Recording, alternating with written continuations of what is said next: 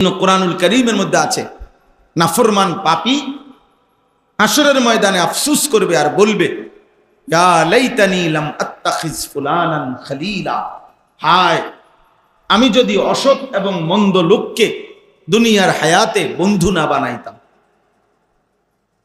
তাহলে আজ আমি জাহান্নামী হতাম না। অসৎ বন্ধুর খপ্পরে পড়ে, চরিত্রহীন মানুষের খপ্পরে পড়ে আমি বরবাদ হয়ে গেছি।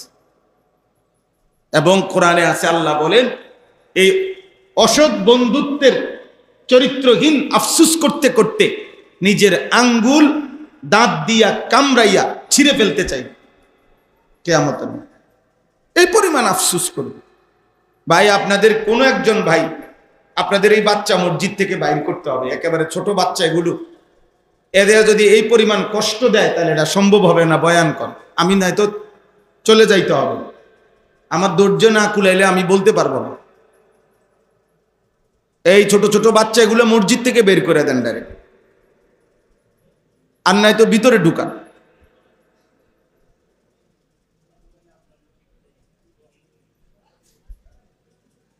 একজন বুঝের মানুষ জিম্মাদারি থাকেন ওইখানে, চলেন।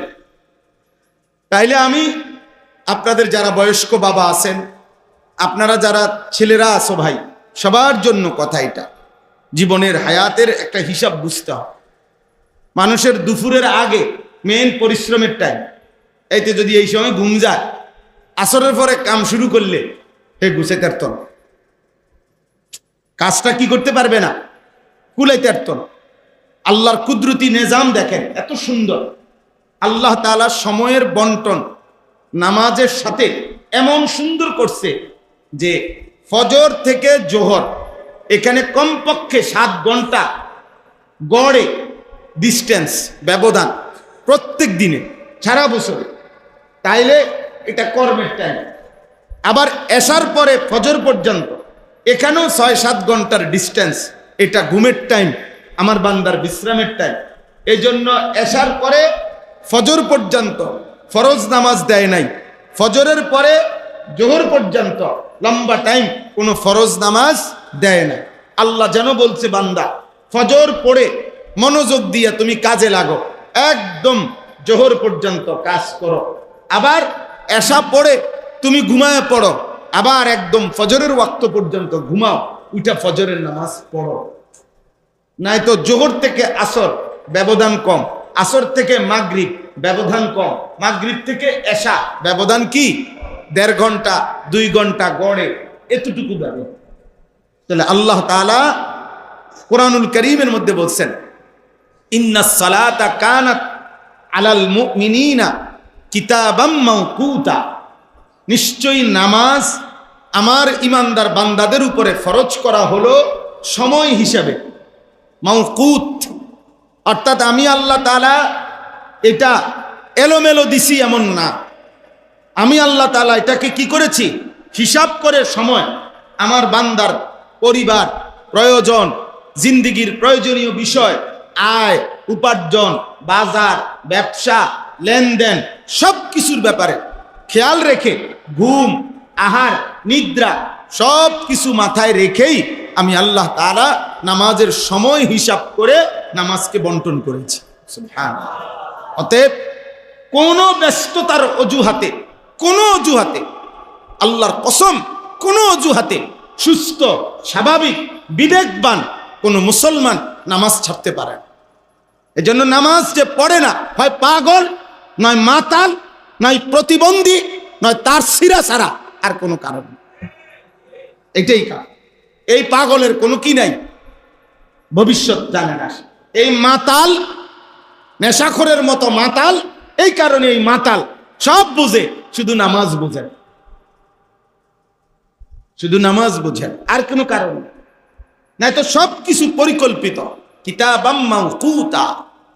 আল্লাহ তাআলা বলেন, আমি যদি ফজরের পরে জোহরে 2 ঘন্টা পর পর নামাজ দিতাম, আমার বান্দার কাজের পেরেশানি হইত। এশার পরে ফজর আমি যদি 2 ঘন্টা পর পর আমার বান্দাকে হোমিওপ্যাথিক ওষুধের মতো 2 ঘন্টা পর পর ওষুধ, 1 ঘন্টা পর পর ড্রপ, হোমিওপ্যাথিক ওলারা এমনি দেয় না ওষুধ, তো এরম দিতাম, আমার বান্দার পেরেশানি হইতো, আমার বান্দা, আল্লাহ কোরআনে বলছেন ইউরিদুল্লাহু বিকুমুল ইউসরা ওয়ালা ইউরিদু বিকুমুল উসরা। কোরআনে স্পষ্ট আয়াত, আল্লাহ তাআলা বলেন বান্দা আমি আল্লাহ, আমি নিজে তোমার উপরে শরীয়তের বিধান দিতে গিয়ে আমি আল্লাহ নিজে তোমার সহজ যেন হয়, আল্লাহ বলে বান্দা আমি এটা খেয়াল রাখছি। আমি ইচ্ছে করে আমি আল্লাহ তোমার একটা বিধান ওয়ালা ইউরিদু বিকুমুল কঠিন হোক আমি এটা চাই না। আমি জেনে বুঝে আমার বান্দারে কষ্টে ফেলতে আমি আল্লাহ কমপক্ষে চাই না। কোনো জবাবদিহি করতে পারবা না ছেলের আব্বা, তামাশা করো আব্বা, অসুবিধা নাই, সব তামাশারই শেষ আছে। রৌদ্র যেমন কি হয়ে যায়, সূর্য যেমন ডুবে যায়, তো তোমার হায়াতও ডুবে যাবে, যৌবনও ডুবে যাবে। এই সক্ষমতা, এই বল, এই অহংকার, এই বেয়াদবি, এই উল্লাস কমবেই, কোনো সমস্যা নেই। এটা ঘাবড়াবার কিছু নেই। মনে করো দুনিয়া কেউ পারলো না তোমার সাথে, কিন্তু আসমানওয়ালা ঠিকই তোমারে থামাই দিবে। তোমার আব্বা না পারে নাই, তোমার সমাজ তোমাকে বুঝাইয়া পারে নাই, তুমি আল্লাহও চিনলা না, মালিকও চিনলা না, সেজদাও চিনলা না, নামাজও চিনলা না, ইসলামও চিনলা না, নবীও চিনলা না, অহংকার করতে গিয়ে সব ভুলে গেলা। কোরআনুল কারীমের মধ্যে আছে ইবলিস কেন সেজদা করলো না? আল্লাহ তাআলা বলেন আবা ওয়াস্তাকবারা, সে সেজদা দিতে অস্বীকার করলো। আর আল্লাহ সাথে সাথে বলল ওয়াস্তাকবারা, এবং সে অহংকার করলো। এজন্য প্রত্যেকটা ছেলেকে বলি আব্বা, এই কোরআনে এই কথাটা আদম এবং ইবলিসের ঘটনাটা 10 বার আছে কোরআন। কতবার? 10 বার। 10 বার এক কথায় 10 বার আল্লাহ কথাটা বলছে যে ইবলিস সেজদা দেয় নাই। এইটা নিশ্চিত কেন দিল না? অহংকারের কারণে। এজন্য যে নামাজ পড়ে না, যে সেজদা দেয় না, আল্লাহর কসম কোরআনের বক্তব্য হলো ও অহংকারী, ও বেয়াদব, বেয়াদব, বেয়াদব, বেয়াদব। এটা 100% বেয়াদব, 100 বেয়াদব। পৃথিবীর নিকৃষ্ট বেয়াদব বেনামাজ, চূড়ান্ত বেয়াদব এই বেয়াদব। এই বেয়াদব অহংকারী। কারণ আল্লাহ এটাই বলছেন বারবার, ইবলিস সেজদা দিতে অস্বীকার করলো এবং অহংকার করলো। তাহলে এই অহংকারটা কি? সেজদা না দেওয়া। কথা বোঝেন নাই? অহংকারটা কি করছে? এই সেজদা দেয় নাই, এটাই কি করছে? তাহলে সেজদা না দেওয়া এটা কি? অহং। কোরআনে আল্লাহ স্পষ্ট বলছে আলাইসা ফি জাহান্নামা মাসওয়াল লিল মুতাকাব্বিরিন। আল্লাহ বলেন শুনে নাও নাফরমান বান্দা, অহংকারীর ঠিকানা কেবলই জাহান্নাম। অহংকারীর ঠিকানা কেবলই কি? জাহান্নাম, জাহান্নাম, জাহান্নাম। আহা, নামাজ জীবনের শ্রেষ্ঠতম সম্পদ। নামাজ মুমিনের পরিচয়, নামাজ ইমানদারের সিম্বল, চিহ্ন। আল আহদুল্লাযী বাইনানা ওয়া বাইনাহুম তারকুস সালাহ। বিশুদ্ধ হাদিস। নবীজি বলছে আমাদের মাঝে আর কাফেরের মাঝে পার্থক্য, চুক্তি। এই কথার চুক্তি নামাজ পড়া এবং না পড়া। অর্থাৎ আমরা চুক্তি করে নিছি বেঈমানের সাথে, বেঈমান তুমি নামাজ পড়বা না, আমি ইমানদার পড়ব। আল্লাহ তাআলা নবীজি বলছেন পৃথিবীর সমস্ত ইমানদার যেন পৃথিবীর সমস্ত বেঈমানকে বলে দিছে পরিষ্কার, তোর লগে আমার পরিষ্কার কথা, তুই সেজদা দিবি না, আমি দেব। ফামান তারাকাহা ফাকাদ কাফারা। নবীজি বলেন যে নামাজ ছেড়ে দিল সে কাফের হলো। সে কি হলো? হাদিসে নবী সাল্লাল্লাহু আলাইহি সাল্লাম বলেছে লা তাতরুকিস সালাতা মাকতুবাতাম মুতাআম্মিদা। ইচ্ছে করে কোনোভাবেই ফরজ নামাজ ছেড়ে দিও না, ফরজ নামাজ ছেড়ে দিও না। কেন? ফাইন্নাহু মান তারাকাহা মাকতুবাতাম মুতাআম্মিদা ফাকাদ কাফারা। কেননা ফরজ নামাজ যে ইচ্ছে করে ছেড়ে দেয় সে কাফের হলো। আল্লাহ নবী বলছেন, আপনি জিজ্ঞাসা করেন আলেম ওলামা। এই জন্য তোমরা ভাইয়া আব্বা নিজেরা মুসলমান মনে করেই মসজিদে আসছো। তুমি মনে মনে ভাবো জানো তুমি মুসলমান, নাই তো তার মসজিদে আসতা না। হিন্দুর ফুত হইলে তার মসজিদে আইলা না, ইহুদি খ্রিস্টানের বাচ্চা হইলে তো আর মসজিদে আসতা না। তুমি এটা জানো যে তুমি মুসলমান, তাইলে যেহেতু তুমি জানোই, তাহলে নামাজ পড়লা না। তুমি যেহেতু বোঝোই তুমি মুসলমান, তাহলে নামাজ পড়ছো না কেন? আর নামাজে যদি পড়তে মন না চায়, তো ইসলামের পরিচয় ধরে রাখতেছো কেন? যে কোনো একজন অ্যাডভোকেটের থেকে এফিডেভিট করে নিজের বেঈমান ঘোষণা দিলেই তো ভালো হয়। তাহলে সহজ হয়, অনেকটা সহজ হয়ে যায়। একবারে প্রকাশ্যে খোলামেলা পরিষ্কার বলে দিলেই ভালো যে পৃথিবীবাসী, ইসলাম আমার পছন্দ না, আল্লাহ আমার পছন্দ না, মদিনার নবী আমার পছন্দ না। চুল দিয়া তো দেখাইলাই আমি বেঈমানকে পছন্দ করি, গায়ের জার্সি দিয়া তো দেখাইলাই আমি বেঈমানকে পছন্দ করি, দিবানিশি ব্রাজিল আর্জেন্টিনার সাপোর্টিং করে তো বুঝাইলাই আমি বেঈমানকে পছন্দ করি। রাত্র দিন মোবাইলে উলঙ্গ অশ্লীল ছবি দেখাইয়া দেখে এটা তো প্রমাণই করে দিলা আমি কুফর নাফরমানি পাপকেই পছন্দ করি। তো আর এতটুকু ধরে রাখছো কিত্তা? এতটুকু আর ধরে রাখছো কেন? এটাও ছিঁড়ে ফেলো, ইসলামের শেষ পরিচয়টুকু ছিঁড়ে দাও, খুলে দাও। এটা এই বাঁধন খুলে ফেলো। আব্বা মুসলমানের সন্তান, বুঝতে শিখো, বুঝতে শিখো আব্বা, বুঝতে শিখো। হয়তো এমন কোনো দরদি অভিভাবক নাই যে তোমাকে বুকে জড়াইয়া বুঝাবে যে গুনাহ ভালো জিনিস না। নারী, ছবি, নর্তকী, জিনা, ব্যভিচার, মদ, জুয়া, খেলা, তামাশা, এটা আমাদের কল্যাণের জন্য না। এই বিশ্বকাপ আমাদের কল্যাণের জন্য না। এর মধ্যে ন্যূনতম কোরআন সুন্নাহর কোনো কল্যাণ তো নাই আব্বা। পৃথিবীরও কোনো বৈশ্বিক দুনিয়ারও কোনো কল্যাণ এখানে নেই। আমি অসংখ্য মাহফিলে বলছি, পৃথিবীর ওরাই বলুক, ফিফা বলুক, যারা পৃথিবীতে যারা এই ওয়ার্ল্ড কাপের আয়োজন করছে, ওরাই বলুক যে এই খেলার দ্বারা পৃথিবীতে কি উদ্দেশ্যে এটা আয়োজন হচ্ছে। তারাই বলুক না যে এর দ্বারা পৃথিবীতে যুদ্ধ বন্ধ হইয়া শান্তি প্রতিষ্ঠিত হবে, এই পৃথিবীতে ধর্ষণ, ব্যভিচার, নারী নির্যাতন বন্ধ হইয়া যাবে, এই পৃথিবী থেকে মদ, জুয়া, নেশা, চরিত্রহীনতা বন্ধ হয়ে যাবে, এই পৃথিবী থেকে হত্যা, খুন, রাহাজানি বন্ধ হয়ে যাবে, এই পৃথিবীতে অবৈধ উপার্জন, মারামারি, হানাহানি অথবা অবৈধ সম্পদ লুণ্ঠন এটা কমে আসবে, এরকম কিছু কোনো ফায়দা কেউ তারা বলছিনি? বলেন, একজন বিবেকবান ছেলে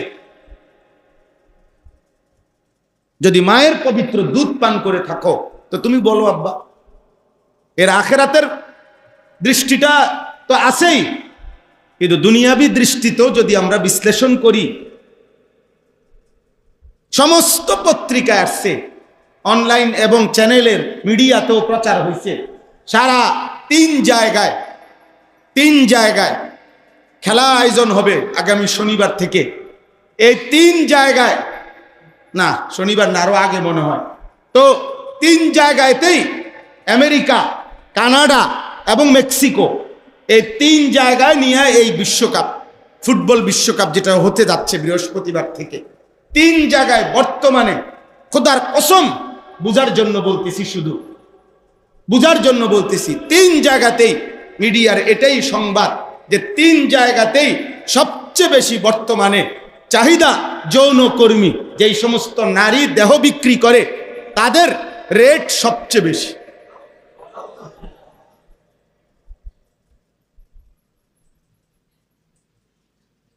হ্যাঁ, আমি সুনির্দিষ্টভাবেই বললাম, দেখেই বলছি, পত্রিকার খবর এবং মিডিয়ার খবর দেখেই বলছি। এর মানে কি আব্বা? এর মানে কি? হ্যাঁ, অতএব কি পরিমাণ মদের বোতল সরবরাহ হবে, কি পরিমাণ নারী সরবরাহ হবে।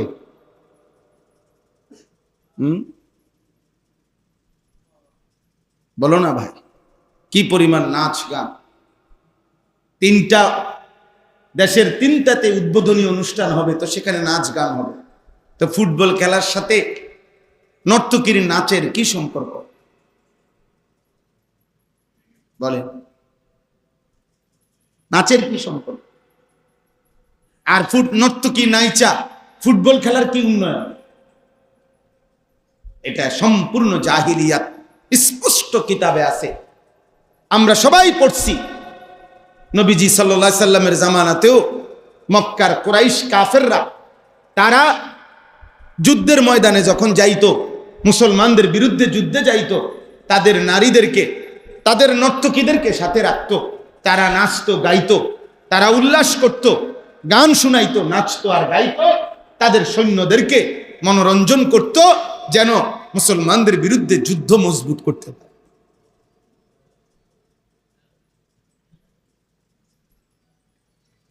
এজন্য ভাইয়া এটা বুঝো, আব্বা বুঝো, তোমরা যারা খেলোয়াড়দের জার্সি পড়েছ, গেঞ্জি, তোমরা নিজেকে স্পষ্ট দাঁড়িয়ে এখন বলো, এর দ্বারা তুমি নিজেকে কি পরিচয় দিতে চাচ্ছ? মুসলমান না ব্রাজিল? মুসলমান না আর্জেন্টিনা? বলো ভাই। হ্যাঁ, মনে করো হাসি দিয়া উড়াইয়া দিলা, অসুবিধা নাই, তোমার জন্য পৃথিবী থামবে না, আমার জন্য পৃথিবী থামবে না, কারো জন্যই না। তার ফেরাউনের মৃত্যুতেও সূর্যের কিছু হয়েছে না, আবার আব্দুল কাদের জিলানির মৃত্যুতেও সূর্যের কি হয় নাই? কিছু হয় নাই, সূর্য চলতেই থাকছে। সময় কি চলে, সময় কারো জন্যই থামে না, ইমানদার হোক আর নাফরমান, কারো জন্যই আটকাবে না। আমরা যারা মাগরিবের নামাজ জামাতে পড়ছি, আমাদেরও সূর্য ডুবছে। তোমরা যেসব নাফরমান মাগরিবের নামাজ পড়ো নাই, তোমাদেরও সূর্য ডুবছে। এখন তোমাদের রোদ না, তোমাদেরও সূর্য ডুবা। অতএব সময় চলমান, সময় তোমারে নিয়ে আমারে নিয়ে চলতেই আছে। কিন্তু একথা বুঝাইতে হবে, একথা বুঝতে হবে, একথা বুঝতে হবে। পৃথিবীর উন্নয়ন কি, আমার দেশের উন্নয়ন কি? এই লক্ষ লক্ষ কোটি কোটি টাকা আমাদের বাংলাদেশেই যা ব্যয় হচ্ছে এই খেলাকে কেন্দ্র করে, আমার দেশের রাষ্ট্রের অর্জন কি? আমাদের বাংলাদেশের কি কি লাভবান হবে তোমাদের এই যুবকদের এই উল্লাসের দ্বারা? বলো, দেশের সমৃদ্ধি কি? এতে আল্লাহ আমাদেরকে হেফাজত করে। এজন্য এটা স্পষ্ট, রাসূলুল্লাহ সাল্লাল্লাহু আলাইহি সাল্লাম বলছেন, আল্লাহর নবী বলছেন, যে ব্যক্তি যার সাদৃশ্য গ্রহণ করবে, খোদার কসম নবীজি বলছে, ফাহুয়া মিনহুম, সে তাদেরই অন্তর্ভুক্ত হবে। নবীজি বলছেন, আল মারউ মা মান আহাব্বা, যে যাকে ভালোবাসবে কিয়ামতের দিন সে তার সাথেই থাকবে। হাদিস শুনেন, চাচারা শুনলে খুশি হবেন। এই হাদিস যেদিন নবীজি বলছে, হযরত আনাস এই হাদিসের বর্ণনাকারী, হযরত আনাস রাদিয়াল্লাহু তাআলা আনহু, উনি বলছেন যে আল্লাহর কসম, ইসলাম গ্রহণ করার পর থেকে নবীজির সাথে আমরা সাহাবারা এর আগে আর কোনোদিন এত বেশি খুশি হই নাই। এই দিন যে পরিমাণ খুশি লাগছে যে নবী বলছে যে যাকে ভালোবাসে তার সাথে হাসরের ময়দানে থাকবে। হযরত আনাস বলেন, আমি চিৎকার করে পৃথিবীবাসীকে বলতে চাই, আমি আল্লাহকে ভালোবাসি, আমি আমার নবী মুহাম্মদ সাল্লাল্লাহু আলাইহি সাল্লামকে ভালোবাসি, আর অতএব আমি আশা করি আখিরাতে জান্নাতে আমি নবীর পাশেই থাকবো ইনশাআল্লাহ। এই কথা তিনি বলেন, এই কথা ভেবে আমরা সাহাবীরা খুশি হয়ে গেছি, খুশি হয়ে গেছি যে হ্যাঁ, যে নবীর সাথে জীবন কাটাইলাম দুনিয়ায়, ভালোবাসার বরকতে আশা করি আখিরাতেও ওনার সাথেই থাকবো।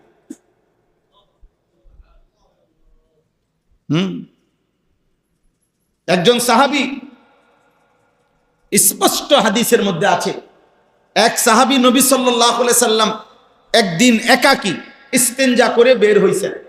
ওই সাহাবী দ্রুততম সময়ে নবীজির অজুর পানি, মেসওয়াক এগুলো এনে দিছেন।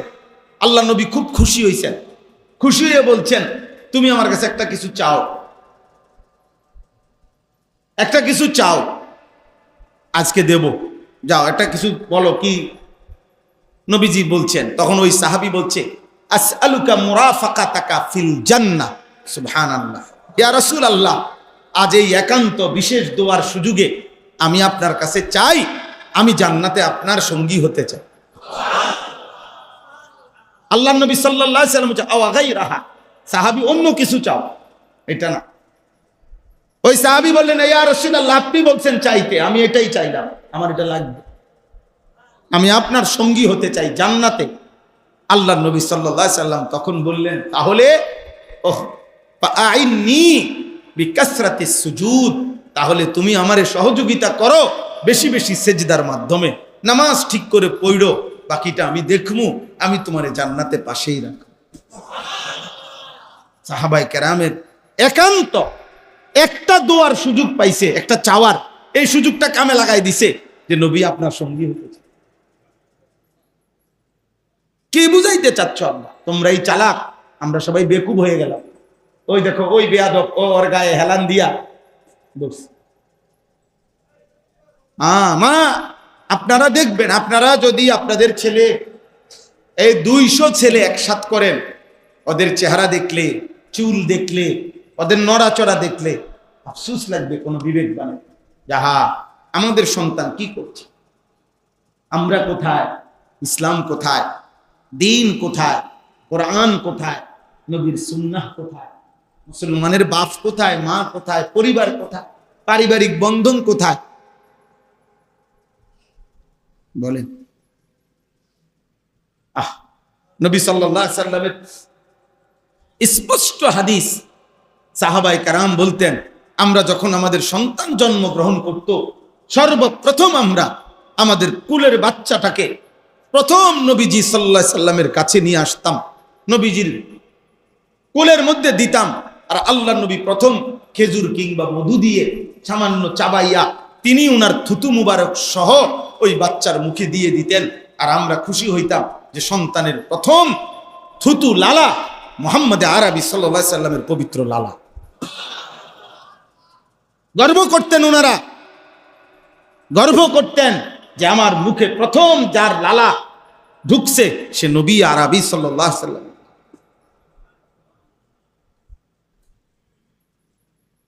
আপনারা এক জায়গা না, সব জায়গায় বলি। এজন্য ছেলেদেরকে বলি, আমরা যদি কারো বিবেক থাকে, না মানলেও কোনো অসুবিধা নাই, আমি তো বললাম তোমার জন্য আমি আটকাবো না, আমার জন্য তুমি আটকাইতা না, কারোর জন্যই কেউ আটকায় না, না মানলে কোনো অসুবিধা নাই। বাকি আমি যদি বিবেক থাকে তাহলে এই খেলাকে প্রত্যাখ্যান করো, এই জার্সি প্রত্যাখ্যান করো, এই চুল প্রত্যাখ্যান করো। আল্লাহ নবী সাল্লাল্লাহু আলাইহি সাল্লামের স্পষ্ট হাদিস, নবীজি কসম আল্লাহ, নবীজি বলছেন এই চুল একদিকে বড় আরেক দিকে ছোট, একদিকে চুল আছে আরেক দিকে চুল নাই, এটা স্পষ্টভাবে আল্লাহ নবী নিষেধ করছে। আন ইয়াহলিকা বা'দাহু ওয়া ইয়াতরুকা বা'দাহু, এটাকে কাজা বলে হাদিসের ভাষায়। কিছু চুল আছে কিছু চুল নাই, আল্লাহ রাসূল এটা নিষেধ করছে, নিষেধ করছে। আল্লাহ নবী সাল্লাল্লাহু আলাইহি সাল্লাম নিষেধ করছেন যে সূর্যের আলো আর ছায়া এরকম মুখোমুখি জায়গা, যেখানে সূর্যের আলো পড়তেছে তোমার এক সাইডে, আরেক সাইডে ছায়া, শরীরের একাংশে সূর্যের আলো আরেক অংশে ছায়া, এরকম জায়গায় বসো না। হাদিস, এটা শরীরের ক্ষতি করবে। হাদিসে স্পষ্ট আছে, আল্লাহ নবী সাল্লাল্লাহু আলাইহি সাল্লাম বলছে, এক সাহাবী কোনো কারণে একটা জুতা পায়, আরেকটা জুতা হয়তো নাই অথবা হারায় গেছে, কিছু একটা হয়েছিল, আল্লাহ নবী সাল্লাল্লাহু আলাইহি সাল্লাম বলছেন এইভাবে, নাহা রাসূলুল্লাহ সাল্লাল্লাহু আলাইহি সাল্লাম নিষেধ করছেন, আল্লাহ নবী সাল্লাল্লাহু আলাইহি সাল্লাম আইয়ামশিআ ফি নালিন ওয়াহিদ, একটা মানে স্যান্ডেল দিয়া হাঁটতে ওই সাহাবীকে নিষেধ করছেন, বলছেন হয় দুইটাই পড়ো নয় দুইটাই খুলে ফেলো। তাহলে হয় তুমি পূর্ণ মাথা চারিদিকে সমান চুল রাখো, নয়তো পুরা মাথা কামায় ফেলো। তুমি এটা কি রাখলা? এটা কোন ধরনের চুল রাখলে? বলো।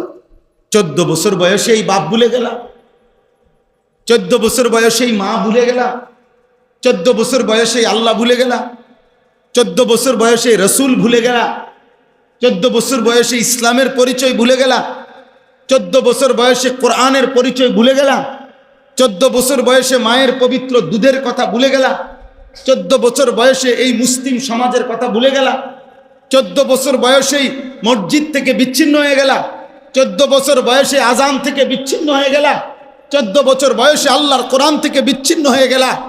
হায় নাফরমান, এভাবে যদি চলে 14 বছর, তোমার হালাত কি হবে? তোমার হালাত কি হবে? আল্লাহর নাফরমানি এই লাগাতার চলার দ্বারা হবেটা কি? ভাইয়া মোবাইল ধরতে নিষেধ করছি ভাই, এই ফালতু লোক, নিষেধ করা হয়েছে। তাহলে এই জন্য আমি বললাম, আপনারা বাবা চাচাদেরকেও আছেন, আপনাদেরকে বলা কি? আপনাদেরকে বলা কথা হলো, আপনাদের প্রথম জিম্মাদারি, খোদার কসম মৃত্যু পর্যন্ত আপনি যদি আপনার ছেলের জন্য 1 শতক জমির ব্যবস্থা করে দিয়ে যাইতে না পারেন, আল্লাহর কসমেই কোরআন ধরে বললাম, এর কারণে আখেরাতে আপনি 1 বিন্দু ক্ষতিগ্রস্ত হবেন না, আপনারে কোনো জবাবদিহি করতে হবে না। কিন্তু আপনার স্ত্রী সন্তানের নাফরমানি, চরিত্রহীনতা, বেনামাজি জিন্দিগি, বেপর্দার জিন্দিগি, কোরআন পড়তে পারে না, নামাজ পড়ে না, পর্দা মানে না, আল্লাহকে সেজদা দেয় না, আল্লাহর কসম আপনারা প্রত্যেকটা বাবা আপনাদের স্ত্রী সন্তানের এই নাফরমানি জিন্দিগির ব্যাপারে হাসরের ময়দানে আল্লাহর কাঠগড়ায় দাঁড়াইতেই হবে, জবাবদিহি করতে হবে। খাট পালং আর সোফা ফার্নিচারের জন্য জবাবদিহি করতে হবে।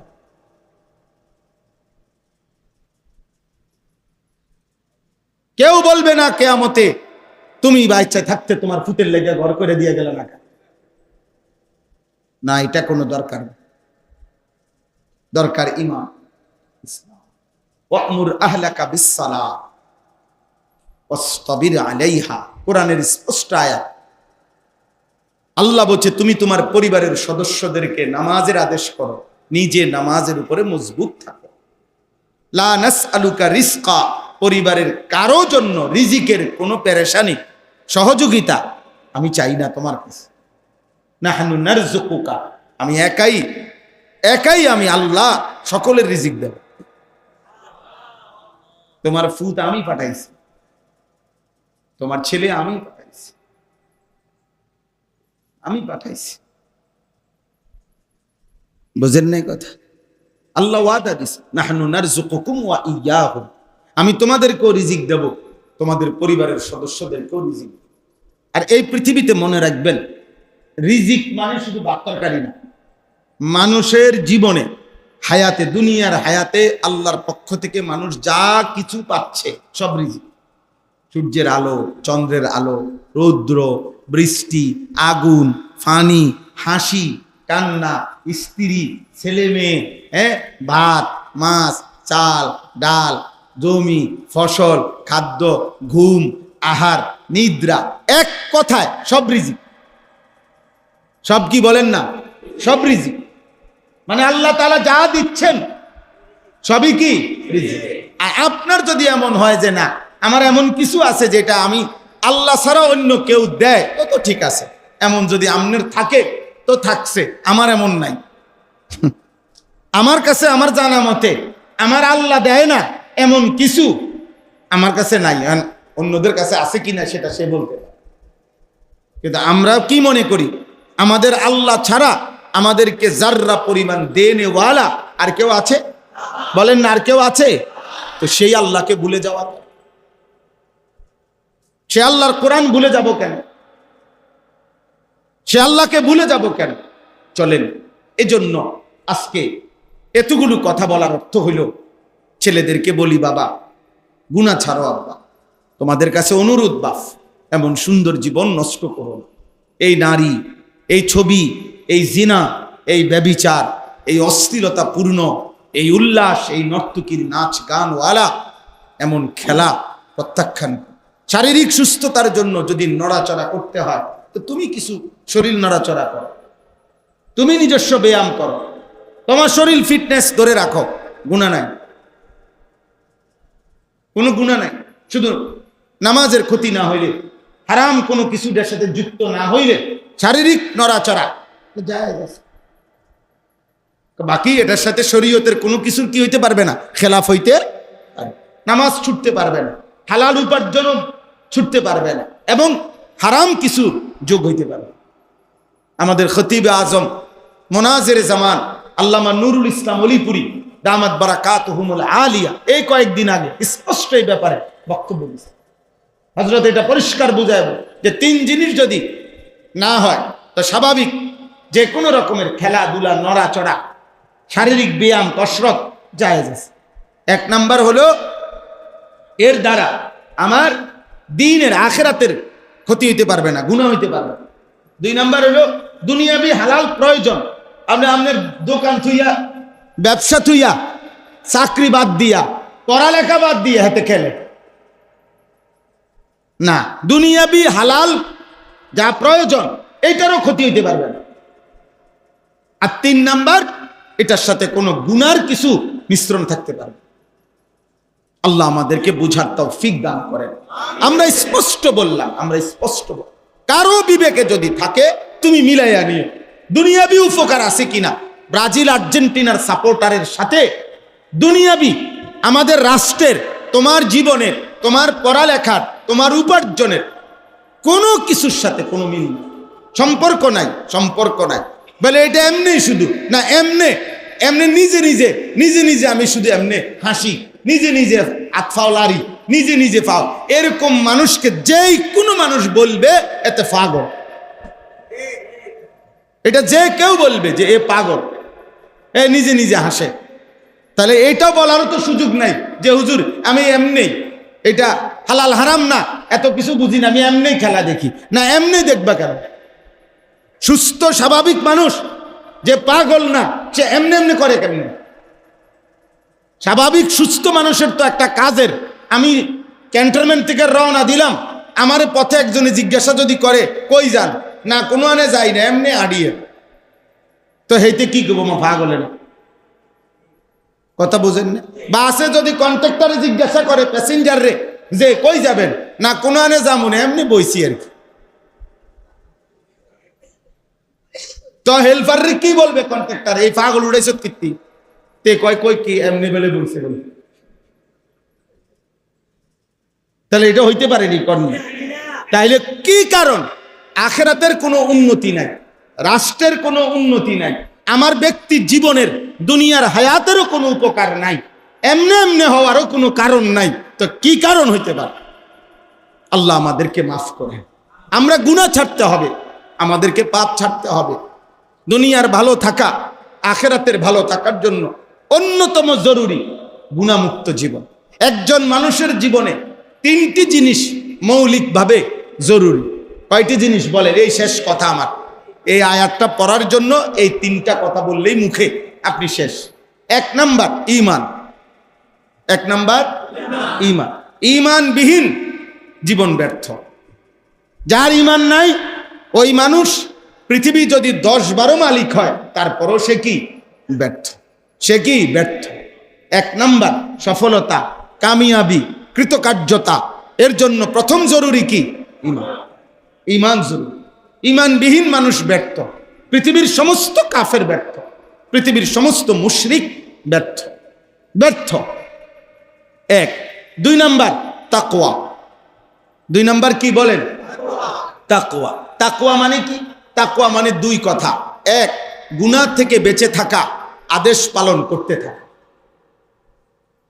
আল্লাহর রাসূলের নিষেধগুলো বর্জন করা, আল্লাহ আদেশগুলো পালন করা, এটা আমাদের জীবন তাকওয়া। এখানে কোনো অফিস টাইম, বিরতি টাইম নাই, তাকওয়া থেকে মুক্ত ইমানদারের কোনো জীবন নেই। মানে এটা অফিস সিস্টেম না যে 8টা থেকে 4টা আমি আপনার অফিসের কর্মচারী, অতএব এই 8 ঘন্টা আপনি যা বলতেছেন আপনার অফিসের নিয়মে আমি চাকরি করলাম, 4টায় যখন ছুটি এবার আমি মুক্ত, স্বাধীন, এবার পরের দিন 8টা পর্যন্ত আপনার আর জানার দরকার নাই আমি কি করি কি খাই, আমি হাসি না কাঁদি, আমি নাচি না গুঞ্জাই, আপনার দরকার নাই। আমারে আবার কালকে 8টা বাজে আমনে আমার অফিসে পাইলেই হইল না। ইসলাম এটাকে বলে না যে আল্লাহ এখন আমি মাগরিব পড়ছি এশা পর্যন্ত মাঝখানের এই 1.5 ঘন্টা আপনার কোনো জানার দরকার নাই, আমি নাচি নইলে লাফাই, আমি হাসি নইলে কান্না করি, আপনার কোনো দরকার নাই। আমারে আবার এশার নামাজে পাইলেই চলবো। আবার এশার পরে ফজর পর্যন্ত মাঝখানের 8 ঘন্টা আপনার কোনো কাজ নাই, এরকম না। বরং একজন মোমেন, একজন ইমানদার 24 ঘন্টা একই নিয়মে চলবে, গুনাহ থেকে বাঁচবে, আল্লাহ রসুলের আদেশ পালন করবে। এটারে কি কয়? তাকওয়া। এটারে কি বলে বলেন? তাকওয়া। তাকওয়া তাকওয়া আল্লাহ রসুলের তরিকায় চলা, গুনাহ থেকে বেঁচে থাকা, ইবাদত করতে থাকা। কেউ পালন না করলেও এটাই সত্য, কেউ না মানলেও এটাই সত্য। 3 নাম্বার হয়েছি না? 3টা কথা। 3 নাম্বার কথা হলো এই দ্বিতীয় কথার সংশোধনী, অর্থাৎ দ্বিতীয় বিষয়টার মধ্যে একটা ঝামেলা আছে। ঝামেলাটা হইল তাকওয়া আমার জীবনে জরুরি, মানে গুনাহ আমি করব না, আমল আমি ছাড়ব না। বলেন তো কি কইছি? গুনাহ আমি, আমল আমি, কিন্তু যত কিছুই বলি আমি, যত কেয়ারফুলি থাকি, আমার দ্বারা গুনাহ হবে, এটাই স্বাভাবিক। আমার আমল ছুটবে, গুনাহ হবে, আমলও কি হবে? ছুটে যাবে। তা তাইলে এবার আমার করণীয় কি? এই 3 নাম্বার হলো ইস্তিগফার ও তাওবা। 3 নাম্বার কি? ইস্তিগফার ও তাওবা। আল্লাহ বলেন কোনো অসুবিধা নাই বান্দা, চলতে থাকো, হাঁটতে থাকো, যে যখনই ফিসলা খাইয়া পড়বা, ফিসলা খাইবাই তুমি, অসুবিধা নাই, আবার ঘুরে দাঁড়াও। তার মানে ইস্তিগফার ও তাওবা করো। ইস্তিগফার ও তাওবা মানে কি? ইস্তিগফার মানে হলো গুনাহ ছেড়ে দিয়ে মাফ চাওয়া, তাওবা মানে হইল পুনরায় ইবাদত শুরু করে আল্লাহর কাছে ফিরে আসা। এটা বুঝতে হবে। গুনাহ ছেড়ে দিয়ে মাফ চাওয়া এটাকে বলে ইস্তিগফার, আর পুনরায় ইবাদত শুরু করে আল্লাহর কাছে ফিরে আসা এটাকে বলে কি? তাওবা। বলেন তাহলে ইস্তিগফার কাকে বলে? বলেন গুনাহ ছেড়ে দিয়ে মাফ চাওয়া। বলেন এই কথাইটা বলেন, এটারে কি বলে? ইস্তিগফার। আর তাওবা বলে কাকে? পুনরায় ইবাদত শুরু করে আল্লাহর কাছে কি করা? ফিরে আসা। যে ইবাদত শুরু করে সে আল্লাহর কাছে ফিরে আসে, এই জন্য বয়স্ক চাচাদেরকেও বলি, এ কথা জরুরি মনে রাখতে হবে যে কোন ব্যক্তি গুনাহ ছাড়ে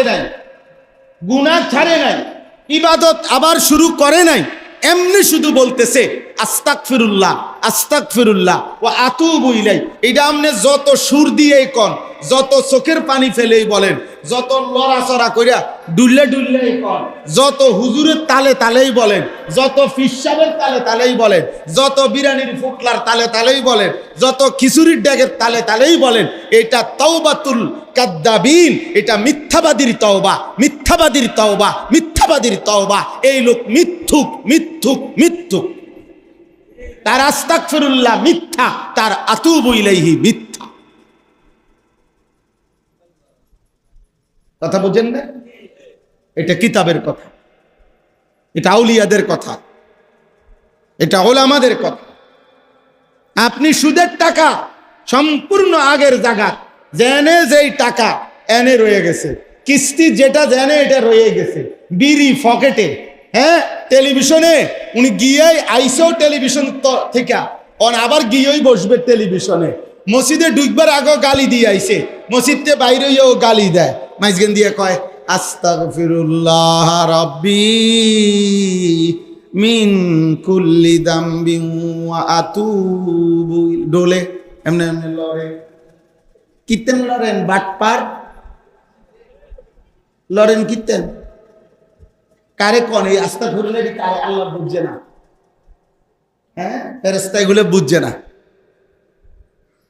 এটা আস্তাগফিরুল্লাহ, এমন আস্তাগফিরুল্লাহর উপরে আস্তাগফিরুল্লাহ, এমন আস্তাগফিরুল্লাহর উপরে কি? এমন তওবার উপরে তওবা। এটা বলে আর কি, এক বুজুর্গ ওনার পাশে হজে যাচ্ছেন, তো ওনার সাথে বিমানে আরেকজন হাজি সাহেব, দুজনের গায়ে এহরাম। তো ওই আল্লাহওয়ালাকে এই হাজি সাহেব ওনার গায়েও এহরাম পরা হজে যাচ্ছে। পরে উনি ওই বিমানের মহিলা যারা খাবার দেয় বিমানবালা, এদের পোশাক আশাক কম, হ্যাঁ এরা সুন্দরী। তো এই হাজি সাহেব ওই আল্লাহওয়ালাকে বলতেছে, হজরত, পাকিস্তানের হজরত, করাচি হজরত যাকে বলে, ওনার ঘটনা আর কি উনি শুনাইছেন।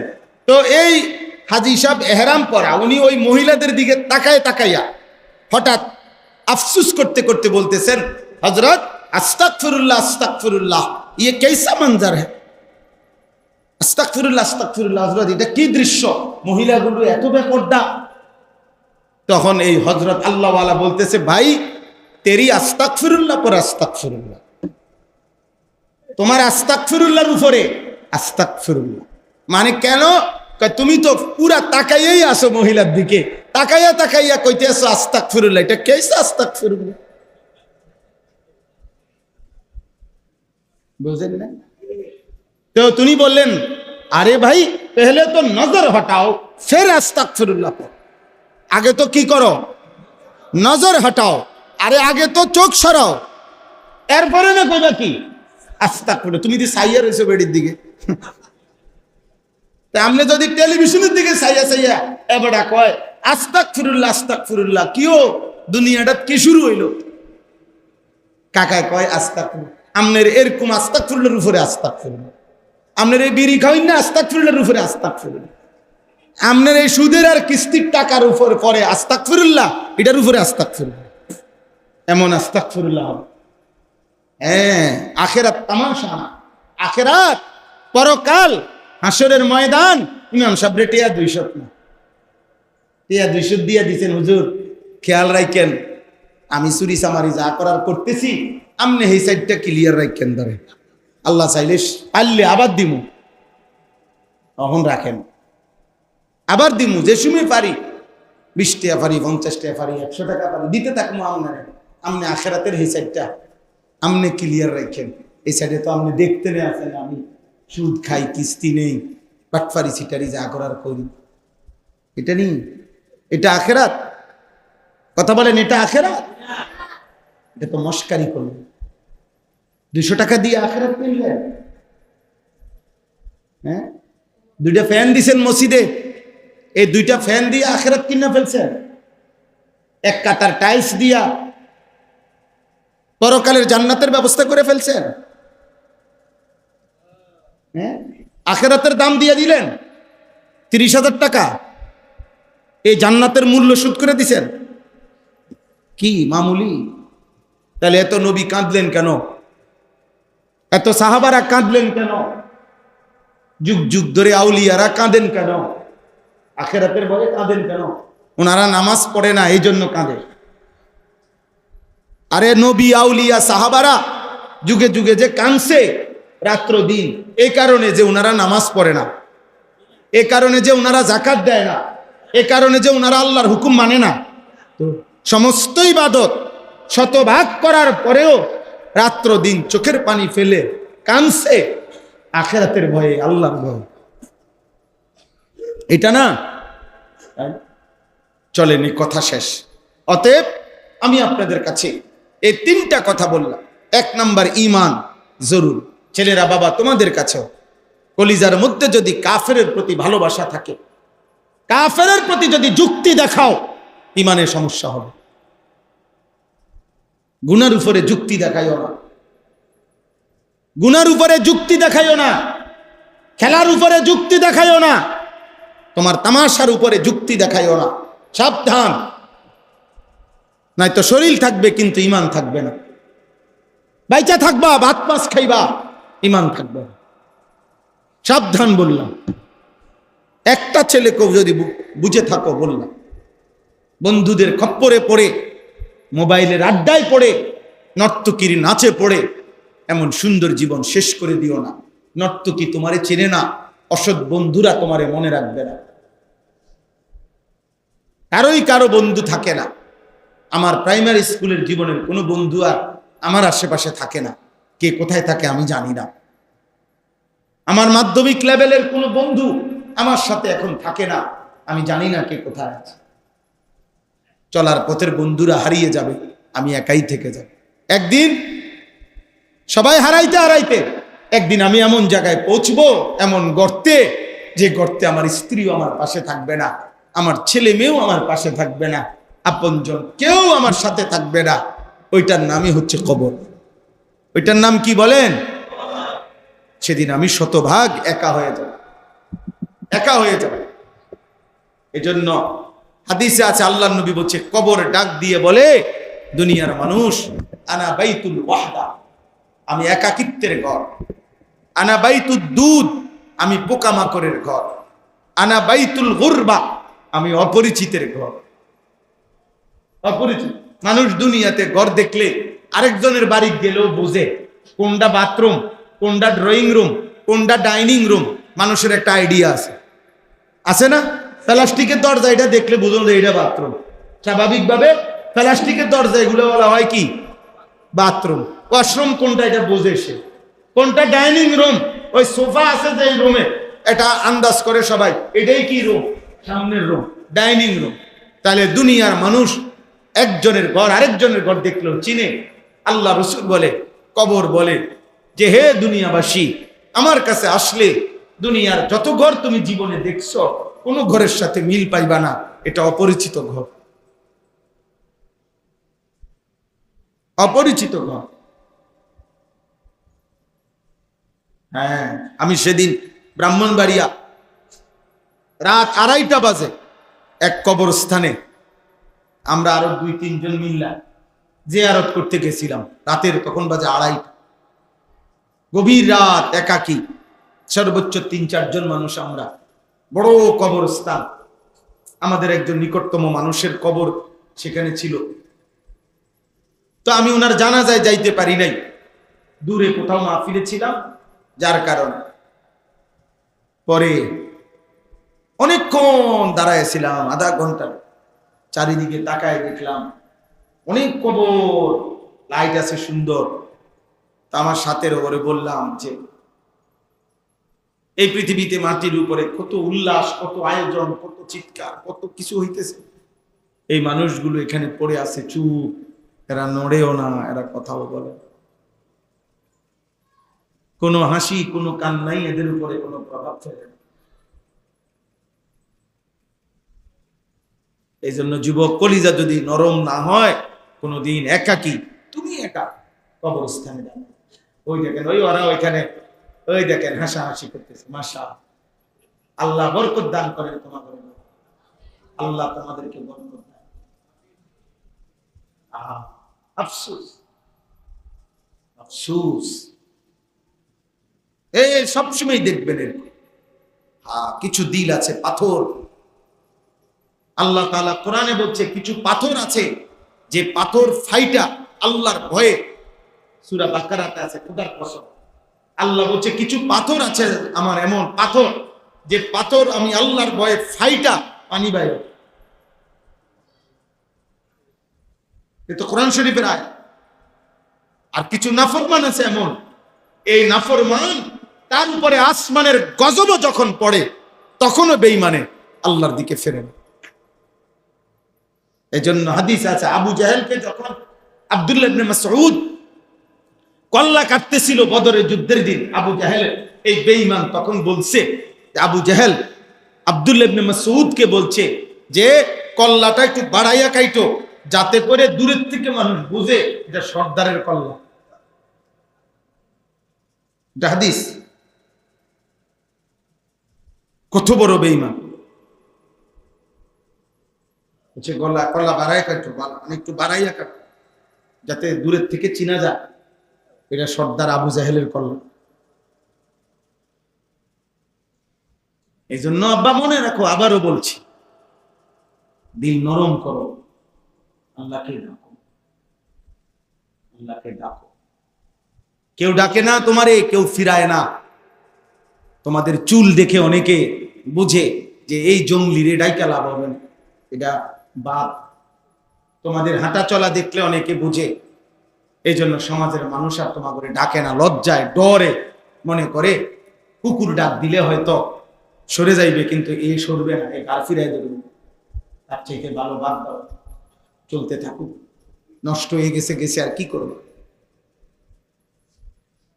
অসংখ্য ছেলের জীবনে এমন যে যাদেরকে আর কেউ ডাকে না, মার কাছে বাপে কইয়া ফুতের বাপে বাধ্য, এই অজাত আর মানুষ হইতো না, জিঙ্গাও কি করব, দেশে থাকবো না বিদেশ যাইবো না, কিতা করবো কও, বাইর করো, বাড়িতে বাইর করো। আর তার অত্যাচার, তার যন্ত্রণায় গায়ে সইতেছে না, বাইর করো, টেহা গেলে যান। এই নাফরমানের জীবন, মা বাপ পর্যন্ত যার থেকে মুখ ফিরাই নিছে, তার জীবনের আর আছে কি? আছে কিছু? আর আল্লাহ আমাদেরকে মাফ করে দেন। চলেন ভাই, কথা শেষ। অতএব এই তিনটা জিনিস, 1 নাম্বার হলো ঈমান, বলেন। 2 নাম্বার তাকওয়া, 3 নাম্বার ইস্তিগফার ও তাওবা। ঈমান মানে আল্লাহ, আল্লাহ রাসূলের প্রতি পূর্ণ বিশ্বাস। তাকওয়া মানে গুনাহ থেকে বেঁচে থাকা, ইবাদতে লেগে থাকা। আর যখনই গুনাহ হবে, যখনই আমল ছুটে যাবে, 3 নাম্বার কি? ইস্তিগফার ও তাওবা। ওই গুনাহ ছেড়ে দিয়ে মাফ চাইবো, পুনরায় আবার ইবাদত শুরু করে আল্লাহর কাছে ফিরে আসবো। তাওবা। আল্লাহ আমাকে, আপনাদেরকে সকলকে তৌফিক দান করেন। এই আয়াতের বক্তব্য এটাই। এই শেষ কথা হইল, আল্লাহ ওয়াদা দিছে, বান্দা ওয়া আনিস্তাগফিরু রাব্বাকুম সুম্মা তুবু ইলাইহি, সমস্ত গুনাহ ছেড়ে দিয়ে মাফ চাও, আবার ইবাদত শুরু করে আমার কাছে ফিরে আসো, আমি ওয়াদা দিলাম তোমার 2টা জিনিস দেব। ইউমাত্তিউকুম মাতাআন হাসানান ইলা আজালিম মুসাম্মা, তোমার বাকি হায়াত, দুনিয়ার জীবনের বাকিটুকু হায়াত, তোমার সমস্ত প্রয়োজন হালাল ভাবে, পবিত্র ভাবে আমি আল্লাহ পূরণ করে দেব। যদি ইস্তিগফার ও তাওবা ঠিক রাখো, আমি আল্লাহ ওয়াদা দিলাম তোমার সমস্ত উপকরণ দুনিয়ার আমি দেব, তবে হারাম না, হাসানান, যা পবিত্র। নারী চাহিদা তোমার আমি পূরণ করে দেব, পবিত্র স্ত্রী দিয়া, নর্তকী দিয়া না, মোবাইলের উলঙ্গ নারী দিয়া না, বেশ্যার পতিতা দিয়া না, পবিত্র স্ত্রী দিয়া। টাকা দরকার, টাকার চাহিদা পূরণ করে দেব, সুদের টাকা দিয়া না, কিস্তির টাকা দিয়া না, লোনের টাকা দিয়া না, ওজনে কম দিয়া টাকা না, বাটপারি সিটারি কইরা চুরি ডাকাতি করার টাকা না, হালাল পবিত্র টাকা দিয়ে আমি প্রয়োজন পূরণ করে দেব। ইউমাত্তিউকুম মাতাআন হাসানান ইলা আজালিন মুসাম্মা, আমার কাছে ফিরে আসো বান্দা, গুনাহ ছেড়ে দিয়ে আমি আল্লাহর কাছে আসো, আমি আল্লাহ ওয়াদা দিলাম বাকিটা হায়াত সব প্রয়োজন পূরণ করব, তবে যা কিছু পবিত্র হালাল তা দিয়ে। কি দিয়ে না? গুনাহ দিয়ে না, হারাম কিছু ধরতে হবে না, কুত্তার গোশত শুকরের গোশত খাইতে হবে না, সুদের টাকা কিস্তির টাকা নিতে হবে না, মোবাইলের নর্তকী দেখতে হবে না। আনন্দই তো দরকার, হালাল দ্বারা আনন্দ পূরণ করে দেব।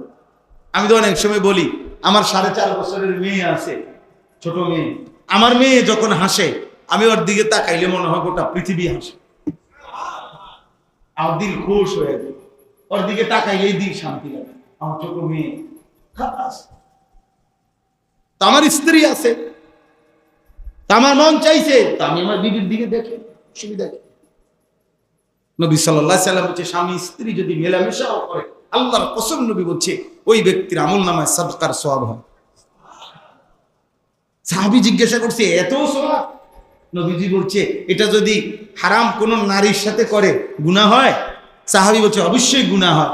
তাইলে পবিত্র স্ত্রীর সাথে মিলিত হলে নেকি হবে না কেন? কেমন কথা! ওয়ায়ুতি কুল্লাযী ফাদলিন ফাদলা। আর 2 নাম্বার হলো, আল্লাহ বলেন তোমার সমস্ত নেক আমলের বিনিময়ে আখিরাতে তার চাইতে বড় বিনিময় জান্নাত দিয়ে দেব। ওয়া ইন তাওয়াল্লাউ, আর যদি মুখ ফিরায়া নাও আমি আল্লাহর কথা থেকে, ফা ইন্নী আখাফু আলাইকুম আযাবা ইয়াউমিন কাবীর, তাহলে আমি আল্লাহ নবীজির ভাষায় বলছেন যে ভয়ঙ্কর, ভয়ানক, কঠোর, মারাত্মক আযাবের ভয় করছি হে আমার উম্মত। তাহলে মনে রেখো, কবরে আযাব হবে, জাহান্নামের আযাব হবে, হাসরের ময়দান আযাব হবে, দুনিয়ার জীবনটাও সংকীর্ণ এবং কষ্টের। ফাইন্না লাহু মাঈশাতান দানকা। আল্লাহ তাআলা বলেন, আমি ওয়াদা দিলাম, আমারে ভুলে গেলা, আমি আল্লাহ দুনিয়ার জীবন তোমারে পেরেশানির মধ্যে রাখো। পেরেশানি, হ্যাঁ, অনেক মানুষ আছে আপনার 24 ঘন্টা ইনকাম করে, 18 ঘন্টা বেচা কিনা করে। আমারে বলছে, কয় হুজুর, কোন কোন সময় ফেসাবে ধরলে কাস্টমারের সাফে 1 ঘন্টাও ফেসাব ধরে রাখি। হ্যাঁ, 1 ঘন্টা। দুপুরে ভাত দিয়ে গেছে ঘরের থেকে বাড়িত কইরা দোকানে, আসরের পরে ভাত খায়, টাইম নাই, শুধু বেচতেছে, শুধু বেচতেছে, শুধু বেচতেছে, কিন্তু নামাজও নাই, সেজদাও নাই, হালাল হারামর পার্থক্যও নাই। আপনি জিজ্ঞাসা করেন কিস্তি চলে কয়টা, কবে 60টা। কিস্তি চলে 6টা। কিরে না ফরমান, এত বেচা বেচতি, কিস্তি জানা কা? কিস্তি কা শেষ হয় না? 10,000 টাকার ইমাম সাহেবের দিয়ে কিস্তি লাগে না, 6,000 টাকার মুয়াজ্জিন সাহেবের যে কিস্তি লাগে না। কথা বলেন না কেন? ইমাম সাহেবের কিস্তি আসেনি, মুয়াজ্জিনের কিস্তি লাগেনি, তো ওই চলে কেমনে? বলেন না, কে চালায়? তো এই নাফরমান রে। এই জন্য দয়া করে আল্লাহ তাআলা বলছে, দুনিয়ার জীবন পেরেশানিতে রাখো, সুখ মিলবে না। আল্লাহ আমাদেরকে হেফাজত করেন, আল্লাহ আমাদের সবাইকে হেফাজত করেন, আল্লাহ আমাদের সবাইকে মাফ করে দেন। চলেন আমরা ইনশাআল্লাহ জওয়ান, বুড়ো, নারী, পুরুষ গুনাহ থেকে বাঁচব। বলেন ইনশাআল্লাহ। যুবক ভাই, তোমাদের কাছে শেষ কথা হলো, 5 ওয়াক্ত নামাজ পড়ো, বিশেষ করে ফজরের নামাজ। ফজরবিহীন মোমেন হয় না। ফজরের নাম, আলহামদুলিল্লাহ, সারা বাংলাদেশে আমরা ফজরের নামাজের জন্য খুব মেহনত করি, ফজর ক্যাম্পেইনের কাজ করি। আমাদের একটা কাজ আছে, ফজর ক্যাম্পেইন, মানে ফজরের নামাজের মুসল্লি বৃদ্ধির চেষ্টা। ক্যাম্পেইন মানে প্রচারণা। সারা বাংলাদেশে অনেক যুবক ছেলে ইতিমধ্যে আমাদের এই কাজটা করে। আলহামদুলিল্লাহ, স্কুলের ছেলে, কলেজের ছেলে, ইউনিভার্সিটির ছেলে, সাধারণ ছেলে, যারা। কাজটা কি? সহজ কাজ। একজন ছেলে সিদ্ধান্ত নিবে, আমি ফজর পড়ব, আমার একজন বন্ধুকে ফজরের নামাজের জন্য মসজিদে ডাকবো। এই কাজ এভাবে যে যেখানে যদি করে, আমরা আশা করতেছি ইনশাআল্লাহ একদিন উল্লেখযোগ্য হারে ফজরের মুসল্লি বাড়বে। আমি সেদিন সিলেটে গত 1 মাস আগে ফজরের নামাজের পরে বয়ান করছি। আমাদের একটা সিলেটের বিভাগীয় শহরে 3 তালা মসজিদ, মেন সদরে, বিভাগের মেন মসজিদে। তো যাওয়ার সময় রাত্রে যখন আমরা বাসার থেকে মসজিদের দিকে যাইতেছিলাম, এই পরিমাণ ছেলে সাইকেল দিয়ে দিয়ে দেখছি মসজিদে যাইতেছে ফজরের নামাজ। কারণ আমি পাশে যিনি ছিল আমার মনসুর ভাই, আমি বললাম, মনসুর ভাই, হইতে পারে আজকে ফজরের নামাজের জন্যই মনে হয় ইমাম সাহেবের তালায় জায়গা পাইতেন না।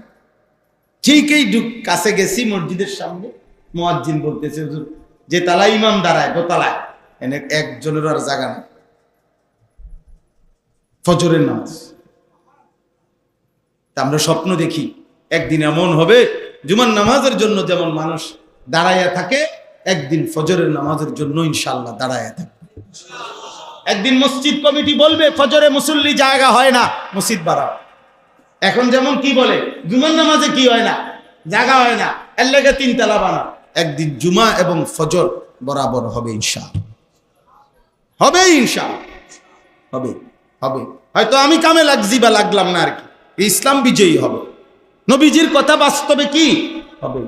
আল্লাহ তোমাদেরকে তৌফিক দান করেন।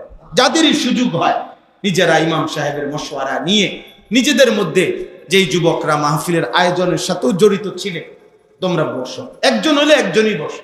কারো হাসি, কারো ঠাট্টা, কারো মস্কারি, কোনো অসৎ সমবয়সী বন্ধুর টিটকারিতে ঘাবড়াইয়া যাইও না, ঘাবড়াইয়া যাইও না।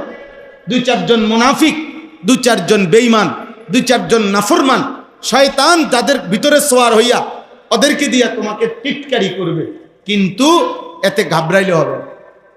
আমি যখন কুমিল্লা শহরে, আমরা যে সময় মাদ্রাসায় পড়তাম, আমি শহরেই বড় হয়েছি, আমার ডানে বামে আশেপাশে কমপক্ষে 10 কিলোমিটারের ভিতরে একটা ছেলে ছিল না মাদ্রাসা পড়তো। আমরা যে সময় বাড়িতে আসতাম, বাসায় আসতাম, পুরা মুসাফিরের মতো মনে হইতো যে একজন বন্ধু সমবয়সী নাই যে মাদ্রাসায় পড়ে। এর মধ্যে পড়ালেখা করছি আলহামদুলিল্লাহ, এর মধ্যে পড়া। তো স্কুলের বন্ধুরা, স্কুলের প্রাইমারির ক্লাসমেটরা পর্যন্ত, 4th শ্রেণীর একজন ক্লাসমেট, ক্লাস 4-এ পড়ছি যখন, ও এখন জগন্নাথ ইউনিভার্সিটির প্রফেসর, আমার বন্ধু, সে আমারে ফোন দিয়া নাম্বার যোগাযোগ করে কথা বলছে যে দোস্ত, আমি তোমার সেই ছোটবেলার 4th শ্রেণীর বন্ধু। হ্যাঁ, অতএব ঘাবড়াবার কিছু নেই। একজন ছেলেও যদি ফিকির করো, আল্লাহ বরকত দিবে, আল্লাহ তৌফিক দান করেন। আমার একটা ফিকির জীবনের, আমি চেষ্টা করি আব্বা, আপনাদের কাছেও দোয়া চাই, মুসলমানের কিশোর যুবক নওজোয়ান আল্লাহর দিকে ফিরবে, এটা আমার খুব চেষ্টা।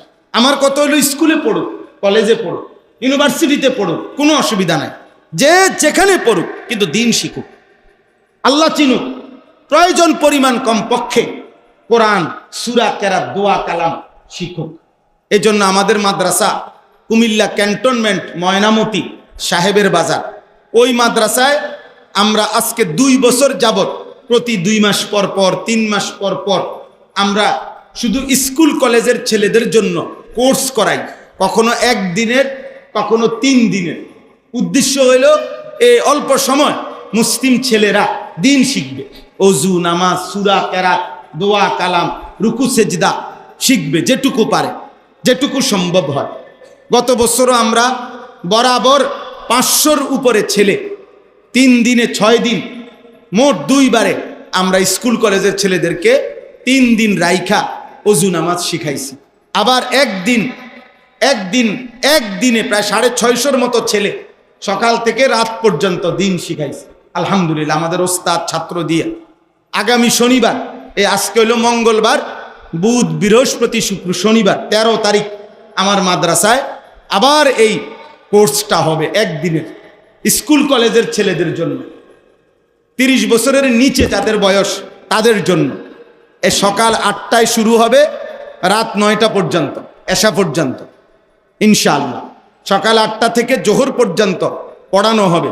ছোট ছোট 10 জন 15 জনের গ্রুপ করে করে আমরা ছাত্রদেরকে শেখাবো সারাদিন, এই স্কুল কলেজের ছেলেদের। আর জোহরের পরে 2:30 থেকে এশা পর্যন্ত বয়ান হবে। আমার উস্তাদ, আমার শায়েখ আল্লামা মুফতি মুশতাকুন নবী সাহেব হুজুর বয়ান করবেন। আল্লামা মুফতি আরিফ বিন হাবিব, বাংলাদেশের একজন শ্রেষ্ঠ আলেম, উনি ইনশাআল্লাহ বয়ান করবেন মাগরিব বাদ।